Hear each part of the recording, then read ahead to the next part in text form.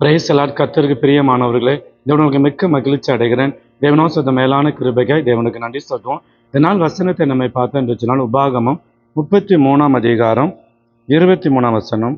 கர்த்தருடைய தயவினால் திருப்தி அடைந்து அவருடைய ஆசீர்வாதத்தினால் நிறைந்திருப்பான். ஜீவனுள்ள தேவனாய் கர்த்தர் சொல்லுகிறார். கர்த்தருடைய தயவினால் திருப்தி அடைந்து அவருடைய ஆசீர்வாதத்தினால் நிறைந்திருப்பேன். ஜீவனுள்ள தேவனாய் கர்த்தர் நம்முடைய வாழ்க்கையில பரலோகத்தின் நன்மை ஆசீர்வாதத்தை தருகிறவர்.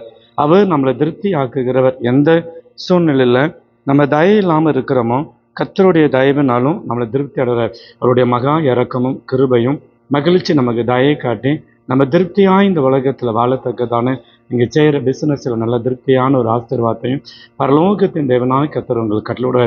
எதை குறித்து நீங்கள் பாரத்தோடு கண்ணீரோடு இருக்கீங்களோ உங்கள் வேலையில் இருக்கிற எல்லா பிரச்சனைகளை மாற்றி போட்டு கர்த்தருடைய ஆசீர்வாதம் உங்கள் வாழ்க்கையில் பரலோகத்தின் திருப்திகளை மகிழ்ச்சியை தந்து நீங்கள் சோர்ந்து போன நேரங்கள், கலங்கின நேரங்கள், கைவிடப்பட்ட நேரங்களிலெல்லாம் இஸ்ரவேல் தேவனாய் கர்த்தர் அவருடைய ஆசீர்வாதத்தினால் உங்களை நிரந்திருக்க பண்ணுவார். நீங்கள் எதில் குறைப்பற்றீங்களோ அதில் நிறைவான நன்மையை தந்து ஆசீர்வதிப்பாராக. ஜெபம்.